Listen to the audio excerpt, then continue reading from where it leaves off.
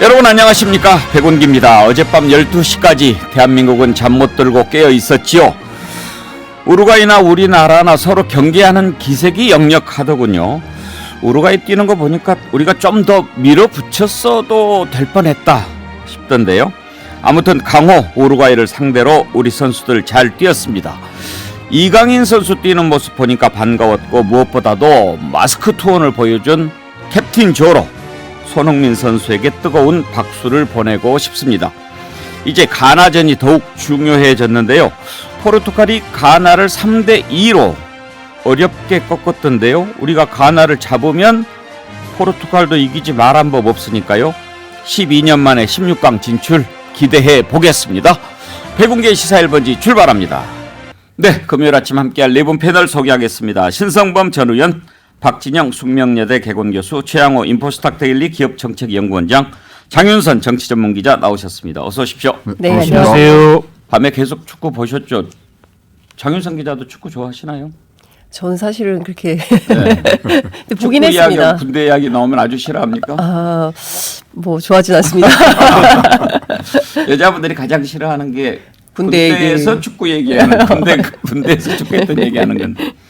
신성범 의원은 우리 KBS 다닐 때 기업 축구 선수로도 뛰었고, 그 후로는 뭐 관심은 있지만 그렇게 쩌다 뭐 굉장히 관심 있지는 않다. 예, 정치에 신경 쓰시다. 아니 그게 아니고.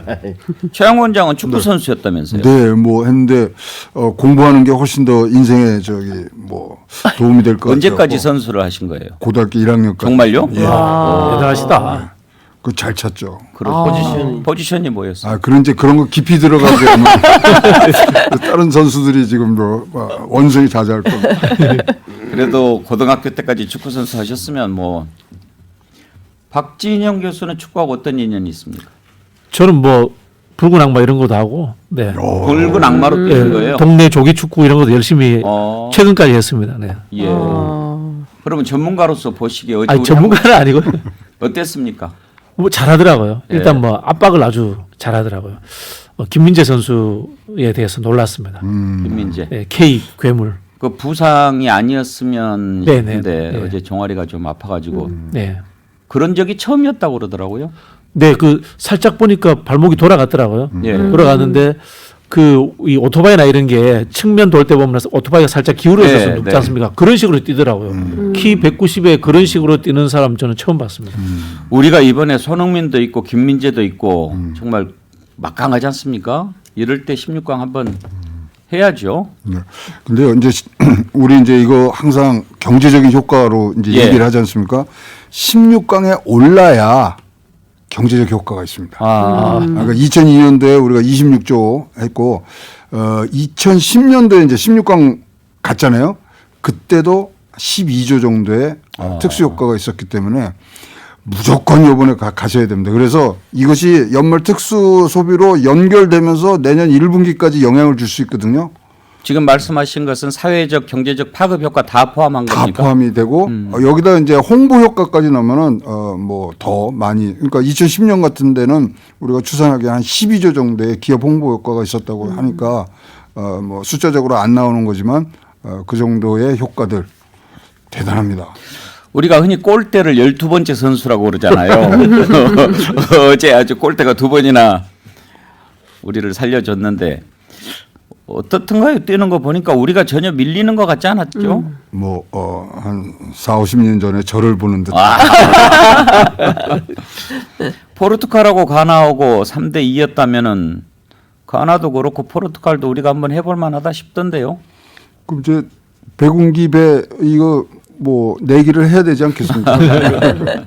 아무튼 우리 선수들 정말 박수를 보내고 싶습니다. 올드보이님, 투혼을 발휘하며 국가대표 유니폼을 자랑스러워하는 우리 선수들을 보면서 대한민국 국민인 게 그렇게 자랑스러웠습니다. 그런 의견 주셨습니다. 보디 앤 가드 아이디 쓰시는 분, 반복은 천재를 낳고 믿음은 기적을 낳는다. 와. 대한민국 축구 선수들 화이팅. 대한민국 짝짝짝짝짝. 네. 박정희님, 실제로 성함이 박정희일까요? 정치로 가슴이 꽉 막혔던 게 어제 축구로 가슴이 뻥 뚫리는 듯 했습니다. 네, 좋은 의견 주신 두 분께 보디앤가드님, 박정희님 저희가 준비한 선물 BHC 치킨 쿠폰 그리고 글렌모어의 클렌징 폼 드리도록 하겠습니다. 여러분들이 만들어가는 백운계 시사 1번지 유튜브 실시간 댓글 문자 메시지 샵 2315로 의견 보내주십시오. 이번에 또 재미있는 게요. 지금 KBS, MBC, SBS가 중계를 하지 않습니까? 시청률을 보니까 어제 이제 빅게임이었으니까 높았지요. 지상파 3사 총 합계가 41.7% 네. 엄청나게 많이 본 거죠. 근데 MBC가 1등을 했어요. MBC가 18.2, SBS가 15.8, KBS, ETV가 7.7인데 물론 이제 누가 중계하고 해설하느냐 이런 것도 이제 시청자들 선호를 좌우하죠. MBC는 김성주, 안정환, 서영욱 이렇게 해설을 하고 SBS는 배성재 그리고 박지성, 이승우. 이렇게 했죠. 근데 MBC가 높은 게 꼭 해설 때문이었을까 뭐 또 이런 얘기들이 많이 나와요. 저는 어제 마지막 7분 남겨두고 막 그 긴장이 고조됐을 때 그 관중석에서 대한민국 하는 게 예. 들리더라고요. 그래서 정말 대단하다 우리는 저기까지 가가지고 우리말로 대한민국 하는 소리가 아마 제가 보기에는 많은 국민들이 그거 보시면서 전율을 느끼셨을 것 같은데 저도 그랬고요. 근데 이제 뭐냐면 좀 우리 국민들이 그 위기에 잘 뭉치잖아요. 그리고 약한 사람들을 도와주려는 기본적인 정서가 좀 있습니다. 그렇기 때문에 지금 어찌 보면은 문화방송이 뭐 전용기도 안 태워 광고도 끊는다 그래. 그다음에 또 이제 세무조사 해가지고 511억인가요? 520억 가량 세무 뭐 이렇게 또 무려내야 돼. 뭐 이런 등등을 보면서 야 이거 너무하는 거 아니야? 이런 심리적인 마음들이 어제 시청률로 발현된 게 아닌가 저는 개인적으로 그런 생각을 해봅니다. 카타르까지 가서 또 이렇게 응원하는 우리 붉은 악마들도 있고 축구 팬들도 있고 그렇게 많은 국민들이 가는 것도 어떻게 보면 또 국력이 아닌가 싶은데요. 네. 신성범 의원 그런데 이번에 월드컵에 느닷없이 좀 그 곤욕을 치르고 있는 나라가 중국이랍니다. 왜 그런지 아세요? 중국은 지금 제로 코로나 정책 때문에 사람들이 봉쇄돼서 꼼짝도 맞습니다. 못하고 뭐 완전 마스크 쓰고 예. 그러는데 중국 사람들도 이렇게 텔레비를 보는 거 아니에요. 그렇죠. 전부 마스크 벗고 막 환호성 지르고 막 그러는 거예요. 저건 뭐냐? 왜 우리는 그러면 이렇게 하고 있냐? 이렇게 지금 해서 그 시진핑 제3기 이런 뭐 황제 시대에 중국 인민들이 느낄 만한 저도 뭐 북경에서 생활해봤습니다만 굉장히 뭐랄까 우리 옛날 60년대 같은 분위기가 느껴져요. 그러니까 정부가 하면 꼭 따라해야 되고 그게 순종적으로 돼 있는 건데 그냥 불만이 제적으로 쌓이고 있는 거죠. 예. 저런 대목을 앞으로 어떻게 정리할 거냐. 중국 공산당의 정치력으로 지도력으로만 저 15억을 끌고 가기가 쉽지 않을 거라는 대목은 뭐 예상이 되는 거죠. 그러니까요. 그러면서 우리가 지금 제대로 하고 있는 건가? 왜 저기는 저렇게 이제 심지어 CCTV에서 중계를 할 거 아닙니까? 그렇죠. 그 중계 아나운서도 마스크를 벗고 이렇게 하는 걸 보고 충격을 받았다고 그러던데. 근데 최영 원장 중국이 지금 이렇게 그 초반에는 코로나 제로 정책 하면서 막 이렇게 성공하는 것 같았는데 좀 뒤처지는 이유가 백신 때문이라는 얘기도 있어요. 그러니까 중국은 자체적으로 만든 시노백에 너무 의존했는데 그게 화이자나 모더나나 뭐 이런 식의 백신만큼 효과를 못 가져온 게 아닌가 그런 지적을 하더라고요. 뭐 정확한 지적이신 것 같고요. 어쨌든 간에 임상과 이런 절차적인 뭐 제도보다는 좀 더 빠르게 한 부분들이 있고요. 지금 이제 어차피 중국이 자기네 이제 이 뭐 코로나19에 대해서 외부에 이거를 공개를 해야 되는데 이러면 또 기원설로 돌아가고 어떻게 막았냐는 부분들인데 경제계에서 볼 때는 빠르게 이 제로 코로나 정책을 폐기를 해야 중국이 경제 회복에 있어서 한 축을 차지하는 부분들이 있기 때문에 빠른 뭐 이런 정책의 철회를 바라지만 어쨌거나 시진핑 3년임 이후에 어떤 정세의 안정화를 위해서는 이것이 계속될 것 같고요. 3월 달에 이제 경제공작회의라든가 양회를 통해서 조금 더 발전된 그런 코로나 정책들은 지금 기대하고 있습니다. 예. 아무래도 온 지구인의 축제다 보니까 뭐 이런저런 또 뒷얘기들도 많이 나올 것 같습니다. 월드컵을 보는 또 다른 재미죠. 그럼 허락을 해주시면 저기 우리 붉은 악마 이 머플러를 좀 차고 오늘 방송을 해도 되겠습니까? 가지고 오셨어요? 네, 항상 갖고 다닙니다. 와. 잠깐만 그러면 차세요. 예. 네. 그 사이에 제가 북경 역시 진정한 축구인이십니다. 네, 그러니까요. 북경 참 얘기, 주목에 계셨군요. 예.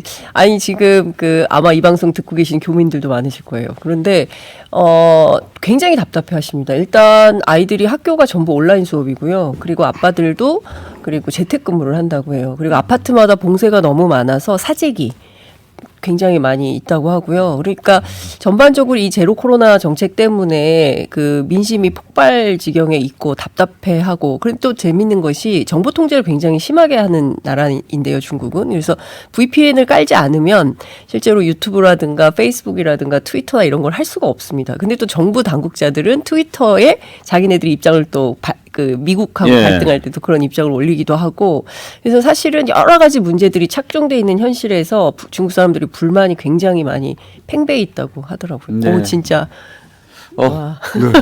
언제 거예요? 이거 꽤 오래됐죠. 붉은 악마 시절 거. 예. 2002년도. 근데 2002년도 겁니까 그거? 2002년도보다는 좀 뒤에고요. 예. 이거를 분명히 내가 차고 방송을 하면 백운기 앵커께서 너 어저께 집에 안 들어 밤샜지 이럴까봐 내가 안 차고 왜요? 그거 차고 그냥 왔어요. 광화문에서 놀다가 지금 온 것처럼 된 예, 것 같아서 했는데 그건 아니고 몇 장 있어요 그거? 네, 알겠습니다. 무슨 얘기인지. 예, 월드컵 얘기해봤습니다.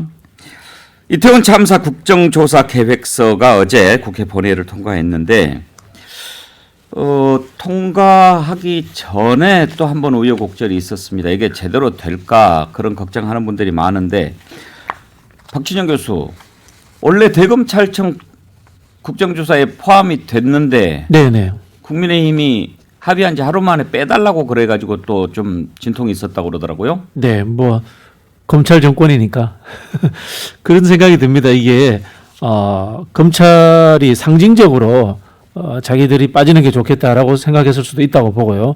또 한편으로 보면은 결국은 이제 마약 수사 관련돼서 이제 인력 배치 문제인데 이것 관련해 가지고 당당 부서가 아닌 위에 이 정책 결정권자나 대검이라든가 법무부 이런 쪽에서 경찰 쪽에 협조를 했다라는 흔적이라든가 이런 것이 있었지 않을까 하는 뭐 의심도 사게 되고요.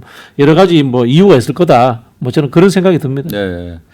신성범 의원은 검찰 집어 넣은 것 자체가 좀 잘못됐다고 보시나요? 저는 그런 편이에요. 왜냐하면 보시죠. 검찰에서 뭘 따질 수 있죠. 그러니까 금수완박 법안을 통해서 기존에 검찰이 하던 6개 가운데 다 없앴잖아요. 그러니까 집단 참사도 검찰 수사 대상이 아니라서 이번에는 검찰에서 전혀 손을 못 대고 있는 상황에서 유일하게 왜 대검을 끼워 넣었을까? 그러면 이제 남는 것은 마약인데 옛날에는 대검찰청에 마조부장, 마약 조직범죄부장이 있었는데 지금은 그것도 없어졌어요. 반부패 강력부가 있는데 과 하나가 마약과가 있대요. 마약 조직범죄과는 그럴 겁니다. 근데 그렇게 된 상황에서 검찰을 불러내서 할 수 있는 이야기라고는 야당에서는 이제 한동훈 장관의 마약 수사하라고 해서 경찰이 거기 배치됐기 때문에 에러가 생겼다, 구멍이 생겼다는 주장을 하고 싶을 텐데 마약 수사부장이 나와서 각 부장이나 뭘 이야기할 수 있겠어요? 우리하고 경찰하고 상관없습니다. 뭐 이렇게 나올 텐데 결국은 이제 제가 보기에는 그래서 제가 볼 때 당내에서 문제가 많이 제시됐을 거예요. 왜 검찰을 넣었느냐? 검찰에서도 굉장히 항의를 했었대요. 그래 놓으니까 봉합을 한 게 뭐냐면은 마약 관련만 담당자만 나오도록 하자 해서 봉합을 한 건데 뭐 제가 보기에는 의미 별로 없다고 봐요. 그래도 이미 여야가 합의를 했는데 그러니까. 또 나중에 그거 좀 빼자 뭐 이렇게 이야기한 걸 보고 정치권에서는 그런 얘기가 나온다고 해요. 역시 한동훈 세다. 그렇죠. 지난번에도 그런 검수완박법 합의했을 때 그때 권성동 원내대표 때였죠. 그렇죠. 예. 사흘 만에 뭐 제가 그렇죠. 판단을 잘못해서 이렇게 엎드렸는데 예. 또 이번에도 합의해놓고 대검 빼달라 그렇게 얘기한 거 이거 뒤에 한동훈 장관이 있는 거 아니냐 그런 얘기가 정치권에서 나오죠. 사실관계 조금 설명이 좀 필요할 예. 것 같아서요. 우선 그 대검의 마약 수사부가 없는 게 아니고요. 마약 조폭 수사하는 전담 부서가 있고요. 이게 전국으로 확대되어 있는 상태입니다. 그리고 대검찰청 홈페이지에 들어가면 주요 수사 두 번째가 마약 조폭 수사로 되어 있습니다. 그리고 어제 대변인이 검경 수사권 조정 이후에 마약과의 전쟁은 대검에서 전혀 수사권이 없고 인력 배치 권한도 없고 지휘권도 없다. 이렇게 주장을 했는데 이건 전부 사실이 아니고요. 실제로 제가 취재를 해보니까 1차 검경 수사권 조정 때 시행령을 교체해서 마약 수사를 경제비리 수사, 경제범죄 수사 안에 넣어서 대규모 마약 유통만 하겠다. 이렇다가 2차 검경 수사권 조정 문제 있었을 때는 단순 투약 이외에 모든 수사를 할 수 있도록 넓혀놨다는 겁니다. 그러니까 실제로 권한이 있는 것이고요. 처음에 민주당이 주장했던 안은 법무부가 들어가는 거였어요. 대검이 아니고. 근데 이게 여야 간의 합의 과정에서 대검으로 바뀌었던 것이고 예. 그리고 민주당에서는 이런 입장인 것 같습니다. 두 가지 관전 포인트가 있는데 첫 번째는 지난번에 이제 대통령이 원전업체 만나서 안전이라는 그 카테고리에 대해서 관료적 사고를 버려라. 뭐 이런 얘기를 한 점 하나. 그리고 두 번째는 실질적으로 그 경찰의 날 행사에 가서 마약 수사를 강조했던 점. 그리고 마약과 관련해서 여러 가지로 이 정부가 강조하고 있는 점 등등에 대해서 좀 들여다봐야 되겠다. 그렇기 때문에 이 부분을 뺄 수는 없다라는 게 민주당의 입장인 것 같습니다. 근데 이거 빼야 되는 게 맞지 않습니까? 왜냐하면 반부패 강력부재에서 뭘 하냐면 대장동 수사도 하고 있거든요. 그러면 반부패 부재이 이거는 뭐 다른 안건이기 때문에 뭐 공정하게 한다 그래도 이거는 굉장히 뭐 압박을 받을 수 있는 상황이고 오라가라 이제 뭐 등등이 되기 때문에 그런 부분에서는 예. 뭐 이견이 없이 이거는 빠졌어야 되는 상황 아닌가? 그러니까 저는 예. 그 부분 최양 원장 말씀 일리가 있다고 생각하는데 사전에 합의할 때 그러면 뺐어야지. 그러니까요. 그걸 왜 합의를 해놓고 합의한 지 하루 만에 그렇게 되냐 이거죠. 그러니 석연치 않다는 거죠. 그 대검 마약 수사 일분들이 이 정책 결정에 무슨 그 영향이 있었겠습니까? 제가 봤을 때는 혹시나 민주당에서 우려가 있다면은 법무부에서 행안부라든가 경찰청 쪽으로 협조 요청 공문이라든가 그런 것이 갔는가 이런 걸 찾으려면 실제로는 법무부를 부르는 게 맞지 않나 그런 생각이 듭니다 저는. 지금 앵커가 말씀하신 부분 이런 거 이게 합의를 잘못해 준 거죠. 그래서 주호영 원내대표가 당내에서 몰렸고 의원총회에서도 공박을 받았던 부분이고 특히나 국민의 법제사법위원회 의원들을 중심으로 해서 뭐 전화를 많이 받았겠죠. 검찰에서 우리를 왜 합의에 넣어가지고 이렇게 고생시킵니까? 우리가 무슨 역할이 있어서 우리가 왜 또 국정조사에 끌려 들어갑니까라는 이야기를 많이 했겠죠. 근데 주호영 팀 입장에서 보자면 이게 잉크도 마르기 전에 하루 만에 또 야당한테 그러니까요. 빼주세요. 굉장히 모양이 제가 사납잖아요. 그러니까 야당에서도 봐준 거예요. 뭘로 봐주느냐?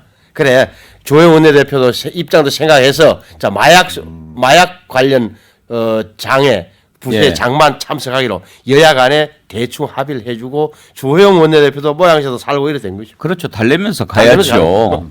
그런데 그런 결정을 할 때 대통령실하고 이렇게 여당 지도부가 교감을 안 합니까? 그래서 저게 중요한 문제인데요. 제가 보니 이런 게 지금 누가 그러면 대통령실의 담당이죠. 이진복 정무수석이란 말이에요. 그럼 주호영 원내대표가 상당히 내가 볼 때는 보고를 하면 상의를 했을 거예요. 이수석 이런 거 갑니다. 우리 할 수밖에 없습니다. 왜? 예산하고 민생 법안 때문에 도저히 야당의 도움을 안 받고는 국회를 운영 못한다는 게 결론이 내려진다면 할 수 없다. 뭐 이렇게 대통령이 설득식 주장했다든지 했는데 제가 보기에는 이진복 수석도 어느 정도 알고 있는데 말하는 거 보면은 합의 내용 전체를 알고 있었던 건 아니었다. 쏙 빠져버린 거예요. 제가 볼 때 딱 그 예. 대목이 대통령한테 보고를 제대로 못했거나 그렇게 보죠. 제 눈에 그렇게 보여. 근데 주호영 원내대표가 받아낸 선물이 뭐냐면 첫 번째 정책협의체 구성한다는 거 하나 예. 받았죠. 그다음에 정부 조직법하고 관련 법률안 받았죠. 그다음에 대통령 임기 종료 시와 같이 이제 기관장들 임기 만료하는 법안 한다니까 이거는 자기로서는 충분히 받은 거죠. 그러니까 분명히 이 부분들은 보고가 누락되고 자기의 성과를 높이는 과정에서 분명히 협의는 했을지만 중요성에서 뒤에 빠진다고 생각해서 보고를 안 했을 확률도 높다고 보입니다. 근데요, 대체로 이런 경우에 보면 협의 다 해놓고 당연하죠. 네. 나중에 이제 힘 실어주려고 막 그런 식으로 뭐 얘기하기도 해요. 제가 보기에는 민주당이 협상을 잘못했다고 봅니다. 저는 지금 대통령실과 이 조영 원내대표가 이중 플레이를 하고 있다 이렇게 생각이 드는 게요. 조영 원내대표가 협상을 하면은 대통령실과 당의 초선들은 거기에 대해서 불만을 강력하게 토로를 합니다. 그러므로 인해 가지고 조영 원내대표가 다시 민주당에 요구하게끔 만드는 요 과정들이 국민의힘의 협상력을 높여줍니다. 그런데 상대적으로 민주당은 그런 게 없어요. 원내대표에게 정권을 줬는데 원내대표는 지속적으로 조영 원내대표를 달래야 되겠다는 생각만으로 계속해서 물러서고 있는 상황이거든요. 이걸 이제 흔히 하는 말로 게임 이론에서 양면 게임이라고 하는데 내부에 불만이 있는 것을 활용해 가지고 협상에 활용하는 거예요. 이게 외교에서 많이 나오는 건데 그런 부분에서 지금 민주당은 한 목소리 내고 목소리가 없는 것이 협상력을 떨어지게 한 원인이 되는 겁니다. 박진영 교수님 같은 분을 강경파라고 하죠. 아니, 우리 박 교수님 말씀대로 굉장히 국민의힘이 조직적이고 전략적 사고를 하고 있다고.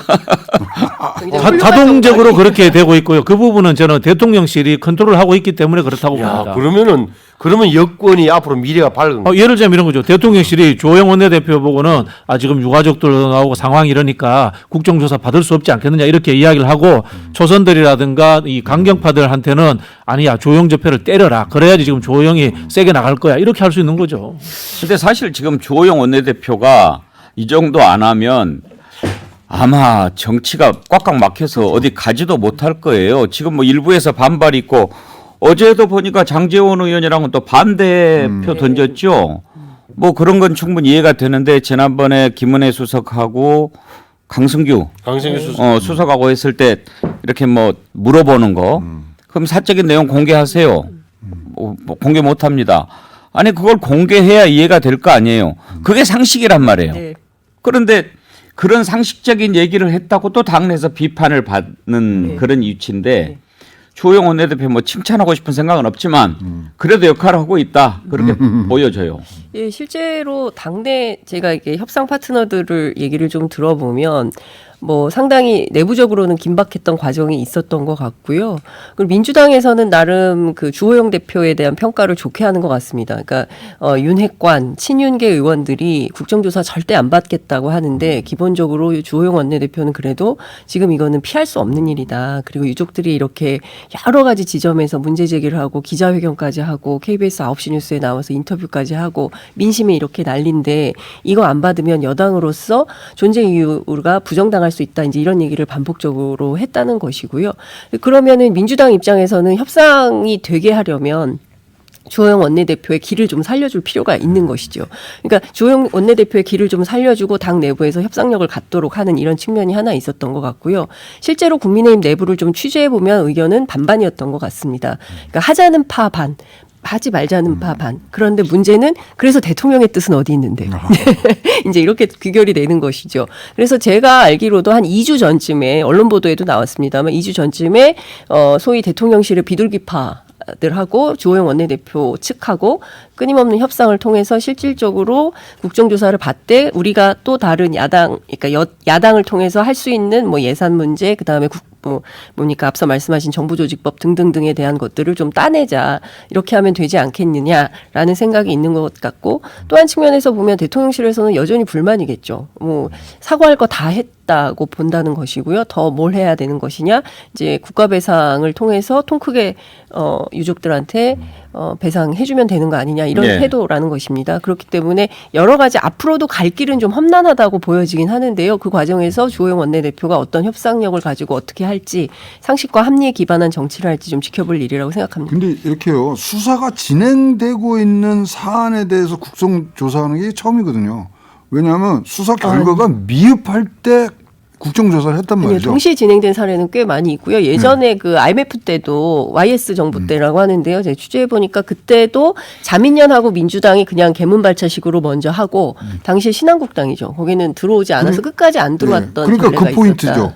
이 국정조사는 정치적 책임을 묻는 거지 본안에 대해서 이게 잘못하고 잘하고가 아니기 때문에 그런 부분들의 지금 주안점을 어디다 두냐가 사실은 관전 포인트 중에 하나라고 봅니다. 국정조사 결과를 가지고 또 수사를 할 수도 있는 거 그렇죠. 아닐까요? 아니, 그거는 이제 후에 가는 건데 예. 지금 이제 12월 2일 날 예산이 끝나자마자부터 45일 아닙니까? 그래서 지금 포함이 됐죠. 예, 어제부터 돼서 포함이 이제, 된 거고 이제 자료 조사하고 자료 요구를 이제 네. 시작을 하게 되는 것이고요. 이제 연장은 가능하니까 보는데 하여튼 이것이 그런 톤으로 가야만 사실은 여야 간의 어떤 건설적인 방안이 나오지 않겠냐 보이죠. 박근혜 대통령 탄핵 때를 보면요, 국정조사가 제일 먼저 시작이 됩니다. 그리고 중간에 이제 정치적으로 탄핵이 생기고 그 다음에 이제 특검이 가거든요. 근데 국정조사 과정에서 내부 고발자라든가 증인들이 굉장히 많이 나와가지고 증언을 함으로 인해 가지고 그것이 수사로 이어지는데 큰 도움이 됐어요. 네. 지금 여권 내부 그러니까 여당 내부 상황은 아마 다들 어떻게 돌아가느냐는 제목에서 조심스럽게 정진석 주호영 투톱이 그나마 이걸 어떻게 보면 국정조사를 수용한 거예요. 그 대목이 중요해요. 그러니까 당 대표격인 정진석, 주호영 원내대표에 힘을 실어줘야 된다. 주호영은 또 주호영대로의 국회 운영의 필요성. 바꾸어 말하면 예산과 법안은 협조를 받기 위해서는 이 국정조사를 안 받을 수 없다. 받을 수밖에 없다면 차라리 선제적으로 하자는 게 판단이 작용한 것 같다. 이 대목인데 그러면 그 대통령실이 어떻게 판단하냐? 대통령실은 왜 받느냐 이 말이에요. 그런 논리인 거죠. 아니 지금 장애 투쟁을 하고 야당이 지금 굉장히 정치 공세를 펴고 있는데 또 자락을 깔아주는 국정조사를 하면 판을 만들어주는데 왜 원내대표가 거기에 흔쾌히 동의해 주느냐 뭐 이런 대목에서 불만을 가졌고 그 대목이 바로 당 쪽에 반영된 게 상당수 의원들이 반대했잖아요. 예를 들어서 봐. 그렇죠. 저기 가장 대표적인 게 장제원, 윤한홍, 이용 이런 의원들이 이 합의안에 대해서 반대표를 던진 이유가 거기 있다. 그렇지만 묘한 긴장 관계는 지금 생겼다 이렇게 봅니다. 만약에 대통령실이나 그 주변에서 그런 생각을 한다면 저는 잘못 판단한 거라고 봅니다. 장외 투쟁을 하고 있으면 그런 걸 더욱 장래로 가지고 와서 정치가 움직여줘야 올바로 되는 거 아닐까 싶은데요. 네, 15 듣고 이어가죠.